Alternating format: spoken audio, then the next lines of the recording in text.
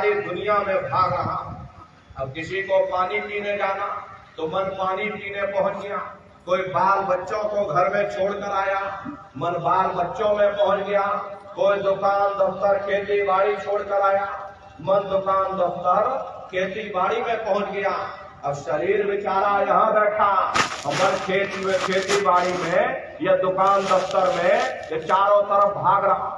तो ऐसे भजन से कोई लाभ नहीं होने वाला। अरे जिन्होंने मार मंडाला उन्हीं को सूरमा कहना, अब बड़ा बैरी ये मन घट में इसी का जीत ना कटना। अगर दुनिया में कोई हमारा दुश्मन है वो केवल हमारा मन है। ये मन रूपी रावण कब मरेगा? जब 9 द्वारों पर फतेह हासिल करके तुम यहाँ 10वें द्वार पर चढ़ जाओगे, तब सही मायने में दशहरा मनाई जाएगी। ये बाहर की दशहरा नहीं है जो लकड़ी का रावण आप बना देते हो और फोक फाक करके घर चले जाते हैं तो भाई हमने रावण मार दिया। महात्माओं ने कहा था भाई सही मायने में तुम दशहरा कब मनाओगे? जब 9 द्वारों पर फतेह हासिल करके तुम यहाँ 10वें द्वार पर चढ़ जाओगे, तब सही मायने में विजय दशमी मनाई जाएगी। तब ये मन रूपी रावण मरेगा, तब तुम्हारी ये जीवात्मा, अरे इसी जीवात्मा को महात्माओं ने राम भी कहा। अरे आपके धर्म पुस्तकों में लिखा है, एक राम दशरथ का बेटा, एक राम घट घट में लेटा, एक राम का शकल पसारा, एक राम है सबसे न्यारा। एक वो राम है जो अयोध्या के वासी हैं और एक राम घट घट में लेटे, यानी हमारी आपकी जीवात्मा जो हर एक के अंदर मौजूद है। महात्माओं ने कहा भाई एक वो राम है और एक राम का शकल पसारा, यानी पहले स्थान के मालिक वो निरंजन भगवान जिनको दुनिया त्रिलोकीनाथ कहती है, जिनका ये पूरा पसारा पूरा संसार है। महात्माओं ने कहा भाई एक वो राम है और एक राम है सबसे न्यारा। 5वें स्थान के मालिक वो सतपुरुष भगवान जो हमारे आपके सच्चे पिता हैं। महात्माओं ने कहा भाई एक वो राम है। तो महात्मा तो उस राम की महिमा गाते हैं। जब ये मन रूपी रावण मर जाएगा, तब तुम्हारी ये जीवात्मा ये राम शब्द को पकड़ करके जब पहले स्थान पर निरंजन भगवान के देश में यानी अयोध्या नगरी में पहुंचेगी, वहां पर निरंजन भगवान के स्वरूप का यानी ज्योतिष स्वरूप का दर्शन करेगी, तब सही मायने में दिवाली मनाई जाएगी। ये महात्माओं का अपना एक आध्यात्मिक उद्देश्य रहा। आप तो मोटी बात पकड़िए कि भजन हमको कैसे करना, तो आंख और कान को बंद कर लेना, ऊंचा ध्यान दे करके सुनिएगा। सीटी जैसी आवाज मिलेगी उसको पकड़ लेना, सुनते रहना। कुछ समय बाद में आपको दोबारा अनुभव होगा कि कहीं बड़ी दूर से एक महीन आवाज, घंटे और शंख की आवाज हमारे कानों में गूंज रही है। जब घंटे शंख की आवाज आपको सुनाई पड़ने लग जाए, तब आप सीटी की आवाज को छोड़ देना और घंटे शंख की आवाज को पकड़ लेना। एक बार प्रेमी भाई बहनों आप उस आवाज को पकड़ लो, फिर वो आवाज आपको नहीं छोड़ेगी, खींच करके शरीर से बाहर कर दे। फिर रोज आना, रोज जाना, रोज ब्रह्मांडों की सैर करना, रोज देवी देवताओं के दर्शन करना, रोज राम के दर्शन करना, रोज कृष्ण के दर्शन करना। अरे अभी तो आप नकल में फंसे हो, ये असल पूजा नहीं है। आप अपनी बुद्धि से स्वयं विचार करिएगा। ये बंबई में बैठे अब बड़े बड़े कलाकार, अब कोई कलाकार राम बन जाता और कोई कलाकार कृष्ण बन जाता है। बाजारों में उनकी बड़ी बड़ी फोटो छप जाती, अब आप उनकी फोटो खरीद करके घर के कोने में टांग देते हो और सुबह शाम नहा धोकर पूजा आरती करते। अरे आप तो घर में उनकी पूजा कर रहे हो, वो बंबई में बैठकर मुर्गा मुर्गी खा रहे। कितनी बड़ी अज्ञानता। अरे महात्माओं ने कहा भाई राम भी तुम्हारे अंदर है, कृष्ण भी तुम्हारे अंदर है, चलो अंदर चलो, अंदर चल करके उनका साक्षात्कार दर्शन दीदार करो। तो सुमरन, ध्यान और भजन, ये 3 क्रियाएं आपको बताई गई। रास्ता बिल्कुल सच्चा है, आप करोगे आपको अनुभव होगा, दिखाई भी देगा और सुनाई भी पड़ेगा। लेकिन इतना ध्यान रखिएगा कि जो भी आपको दिखाई सुनाई पड़े किसी को बताइएगा नहीं। उस समय आपको इतनी खुशी होगी कि खुशी के मारे आप दूसरों को बता दो, हजम नहीं कर पाओगे। और दूसरों को आपने बता दिया, भाई हमको ऐसे ऐसे ब्रह्मांड दिख रहे, तो वो ऊपर बैठा हुआ वहीं से बंद कर देगा, फिर दिखाई सुनाई देना हमेशा के लिए बंद हो जाएगा। ये गूंगे की मिठाई है, ये परमार्थी दौलत है। अरे आप अपनी दौलत को घर में कितना छिपा करके रखते, अलमारी में ताला लगा करके रखते, कोई बाजार में ढिंढोरा नहीं पीटता मेरे घर में इतनी दौलत रखी। अब अगर ढिंढोरा पीटोगे चोर चोरी कर ले जाएंगे। ऐसे वो परमार्थी दौलत है, जितना उसको छिपा करके रखोगे उतना रास्ता खुलता चला जाएगा। तो भजन, ध्यान, सुमरन नित्य नियम से आप लोग करिएगा। नागा नहीं होना चाहिए। अरे शरीर को आप भोजन देते हो, सुबह दोपहर शाम खाते रहते, लेकिन कभी आपने विचार नहीं किया ये जीवात्मा जो जन्म जन्मांतरों से भूखी प्यासी बैठी है, कभी आपने इसको भोजन नहीं दिया।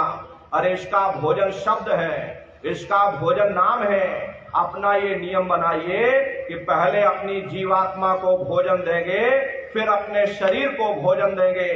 अगर ये नियम आपका बन गया तो आपका लोक भी बन जाएगा और परलोक भी बन जाएगा।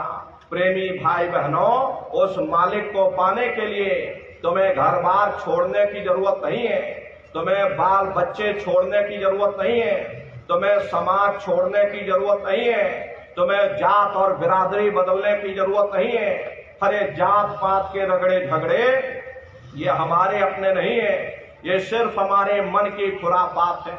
आप सभी लोग बुद्धिमान हो, अपनी अपनी बुद्धि से आप सभी लोग जरा विचार करिएगा। जब गुरु नानक साहब नहीं आए थे तब कोई सिख नहीं था, जब मोहम्मद साहब नहीं आए थे तब कोई मुसलमान नहीं था, जब ईसा मसीह साहब नहीं आए थे तब कोई ईसाई नहीं था, और पीछे लौटते चले जाओ तो केवल मनुष्य ही मनुष्य रह जाते। ये रगड़े झगड़े किसने पैदा किए? ये हमने आपने पैदा किए। अरे किसके लिए? केवल अपने स्वार्थ के लिए। हरे नर नारियों, दुनिया में कोई भी महात्मा यहाँ न कोई कौम बनाने आता, न कोई महात्मा यहाँ पर मजहब चलाने आते, न कोई महात्मा यहाँ पर पंथ चलाने आते, और ना ही आप हमारे हाथों में ये डंडे और तलवारें देने के लिए आते। अरे आप तो सच्चा मार्ग, सनातन मार्ग समझाने के लिए इस धरा भूमि पर शरीर रूप में अवतरित होते।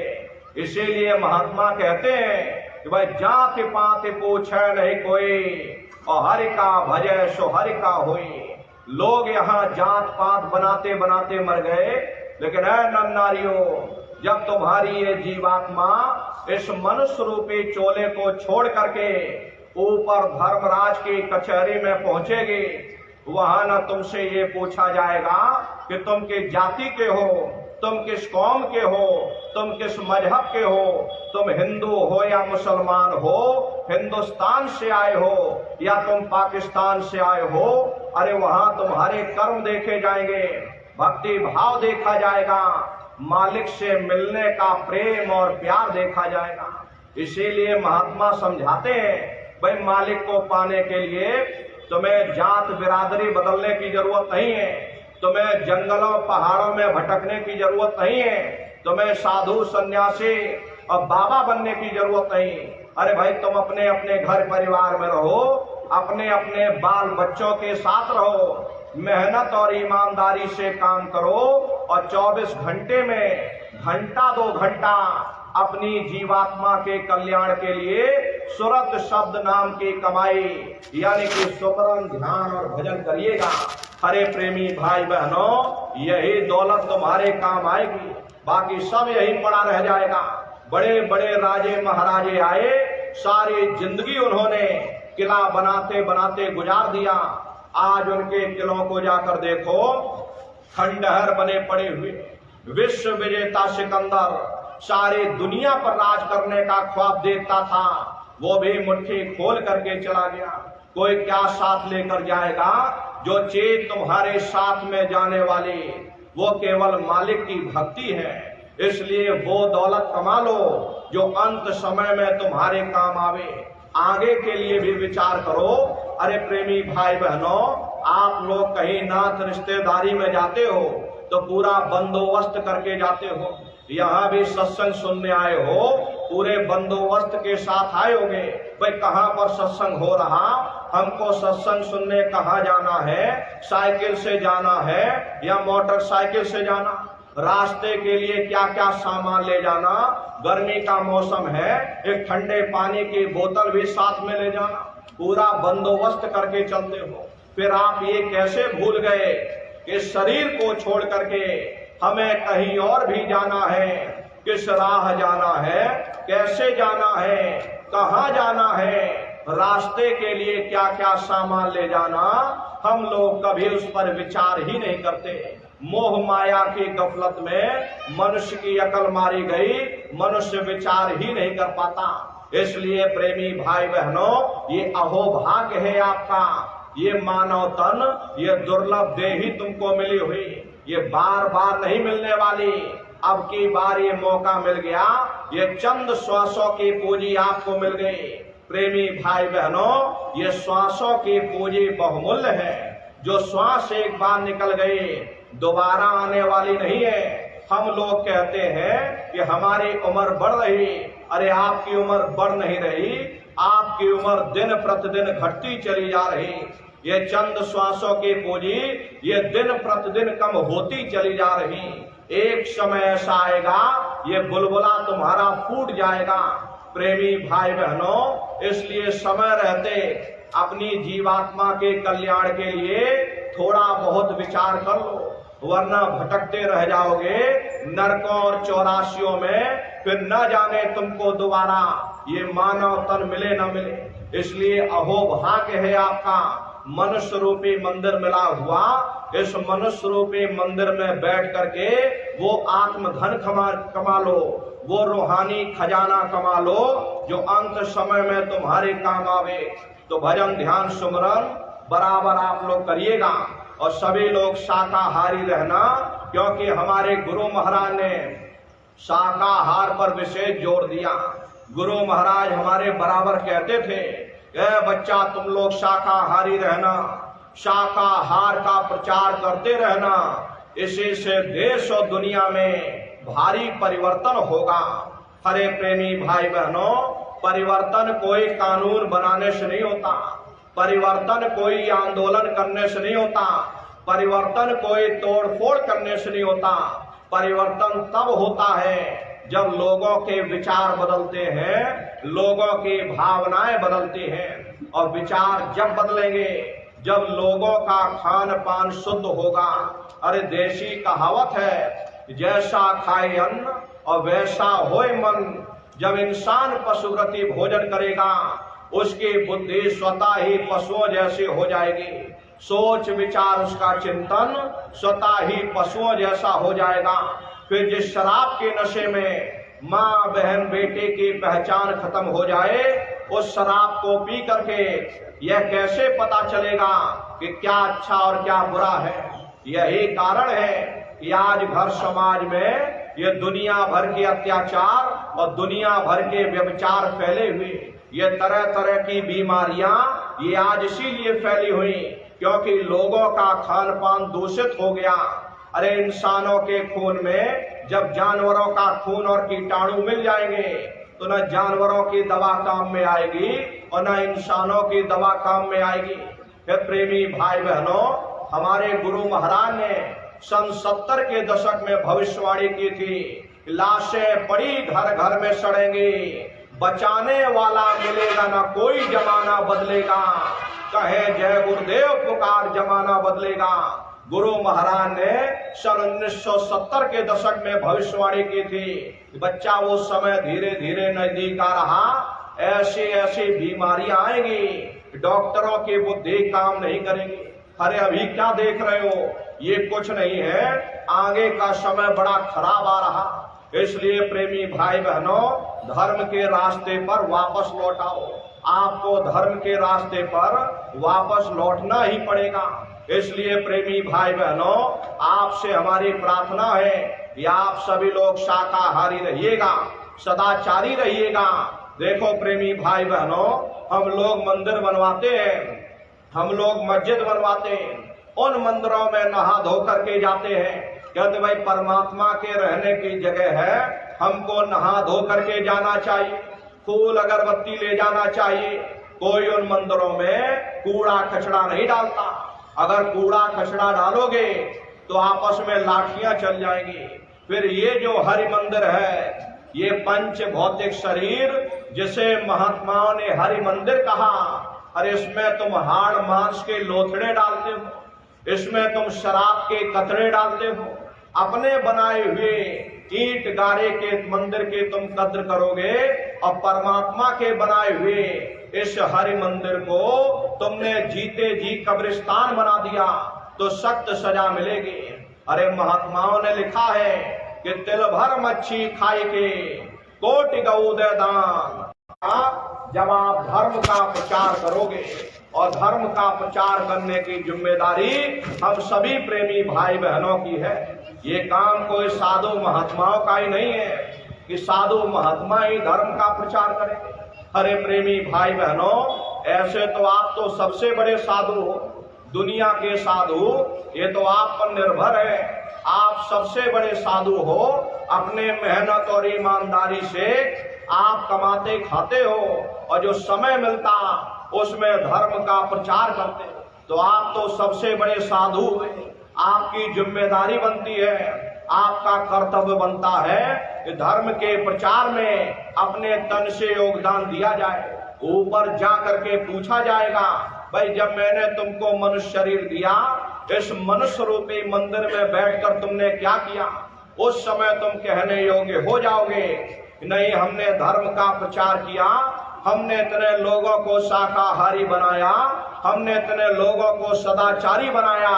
वही तुम्हारे लेखे जोखे में लिखा जोखा जाएगा। प्रेमी भाई बहनों, हमारे गुरु महाराज ने, प्रेमी भाई बहनों, एक अच्छे समाज के निर्माण के लिए, चरित्र उत्थान के लिए, लोगों को शाकाहारी सदाचारी बनाने के लिए 116 वर्ष की आयु तक अथक मेहनत और परिश्रम किया। प्रेमी भाई बहनों, उसी परिश्रम का ये परिणाम है और लाखों करोड़ों लोग गुरु महाराज की आवाज पर लोग अपना शाकाहारी और सदाचारी जीवन व्यतीत करते, भगवान का भजन करते, मेहनत और ईमानदारी से कमाते खाते हैं। हरे प्रेमी भाई बहनों, आपसे हमारी प्रार्थना है कि आप सभी लोग भी मेहनत और ईमानदारी से काम करना, शाकाहारी रहना, 24 घंटे में घंटा 2 घंटा अपनी जीवात्मा के कल्याण के लिए वो मालिक का धन, वो रूहानी खजाना कमा लेना। सभी लोग शाकाहारी रहिएगा। देखिए हमारे गुरु महाराज ने अपने गुरु की याद में मथुरा आश्रम पर इतना विशाल मंदिर बनवाया। गुरु महाराज बराबर कहते थे, ये बच्चा मंदिर का जीता जागता देवता, अरे वहां पर बैठ करके बरकत बांट रहा। आप लोग आइए, वहां कोई रुपया पैसा नहीं चढ़ाया जाता, कोई चंदा चुटकी नहीं। अरे आप लोग आए, मंदिर के देवता के सामने अपनी एक बुराई को चढ़ा दीजिए। वहां पर बुराई चढ़ाई जाती है कि हम आज से मांस मछली नहीं खाएंगे, हम आज से अंडा शराब का सेवन नहीं करेंगे, हम आज से झूठ नहीं बोलेंगे, हम आज से किसी को धोखा नहीं देंगे। आप अपनी एक बुराई चढ़ा दो, आपकी एक मनोकामना पूरी होगी। ऐसा वरदानी मंदिर गुरु महाराज ने अपने गुरु की याद में मथुरा आश्रम पर बनवाया। उन्हीं की याद में ये पावन भंडारे का कार्यक्रम 1 दिसंबर से अब 5 दिसंबर तक मथुरा आश्रम पर मनाया जाएगा।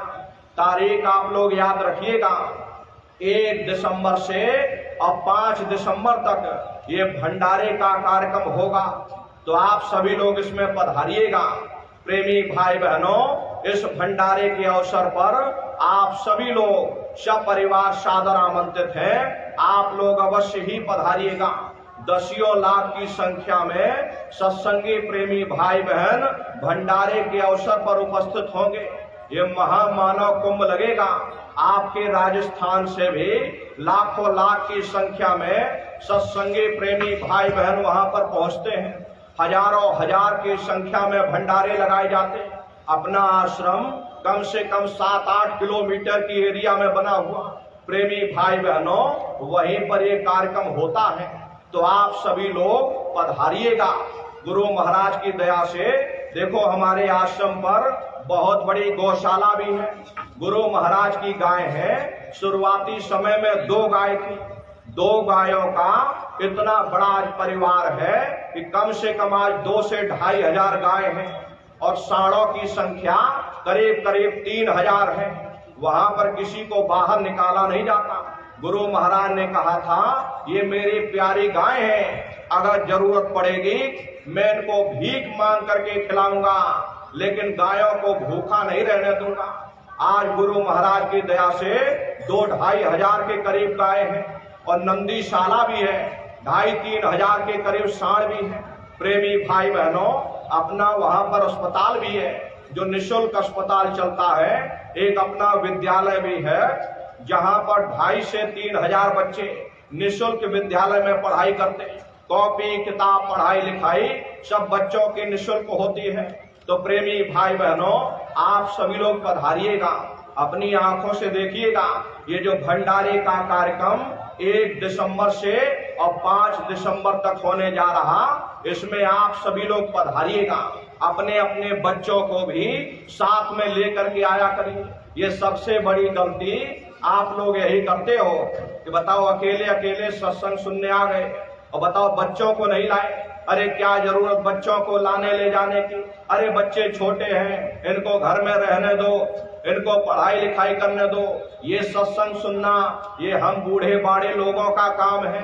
बच्चों की पढ़ाई लिखाई की उम्र है, इनको पढ़ाई लिखाई करने दो। ये आपकी सबसे बड़ी गलती है। अरे प्रेमी भाई बहनों, पढ़ाई लिखाई जरूरी है। हम ये बात मानते हैं कि आज के समय में शिक्षा बहुत जरूरी है। अरे हमको भी गुरु महाराज ने पढ़ाया लिखाया। हम भी पहले 10वीं किए, 10वीं के बाद फिर हमने 12वीं किया और 12वीं के बाद फिर हमने बीए किया और बीए करने के बाद फिर हमने एलएलबी किया। एलएलबी करके वकील बने। गुरु महाराज ने हमको भी पढ़ाया लिखाया। लेकिन प्रेमी भाई बहनों, पढ़ाई लिखाई के साथ साथ अच्छे संस्कार भी जरूरी है। और संस्कार कोई एमए बीए की डिग्री करने से नहीं पढ़ते, संस्कार कोई डिप्लोमा करने से नहीं पढ़ते। अगर एमए बीए की डिग्री करने से बच्चों के अंदर संस्कार पड़ जाते तो हिंदुस्तान में इतने वृद्धाश्रम न खोले गए होते। अरे संस्कार पढ़ेंगे महात्माओं के वचनों से, संस्कार पढ़ेंगे सत्संग के माध्यम से। ये बच्चे देश के भविष्य हैं। एक अच्छे समाज के निर्माण के लिए बच्चों के अंदर अच्छे संस्कार डालना ये समय की बहुत बड़ी मांग है। इसलिए अपने अपने बच्चों को अच्छी शिक्षा देना, अच्छे संस्कार देना, उनको सत्संग में बराबर लाते ले जाते रहना, खुद भी भजन करना, बच्चों को भी भजन ध्यान सुमरन पर बैठाना, उनको अपने दरबार में लाते ले जाते रहना। अरे तुम्हें पूरा भरोसा हो जाएगा, नहीं हमारे जाने के बाद हमारे बच्चे संसार में नहीं भटकेंगे बल्कि अपने दरबार से जुड़े रहेंगे। इन्हीं बच्चों को अपने साथ शाकाहारी के प्रचार में ले जाओ। ये छोटे छोटे बच्चे जब समाज के बीच में उतरेंगे और जब शाकाहारी का प्रचार करेंगे कि मांस खाना बुरी बात और शराब पीना बुरी बात, तो समाज पर कितना गहरा असर पड़ेगा। देखो ये छोटे छोटे बच्चे और हमको समझाने आए, समाज पर तो असर पड़ेगा ही, उन बच्चों के ऊपर भी इसका असर पड़ेगा। भाई हम ये जो बात कह रहे हैं, हमको भी इन चीजों से दूर रहना चाहिए। तुम्हारे बच्चे भी मांस और शराब जैसी इन गंदी चीजों से दूर रहेंगे। इसलिए प्रेमी भाई बहनों, ये बच्चे कच्चे घड़े हैं, इनको बचपन से तैयार करना, इनको अच्छी शिक्षा देना, अच्छे संस्कार देना, यही बच्चे बड़े होकर के माँ बाप का नाम रोशन करेंगे, घर और समाज का नाम रोशन करेंगे। तो अपने अपने बच्चों पर विशेष ध्यान आप लोग दीजिएगा। और आप सभी प्रेमी भाई बहन भजन ध्यान सुमरन बराबर आप लोग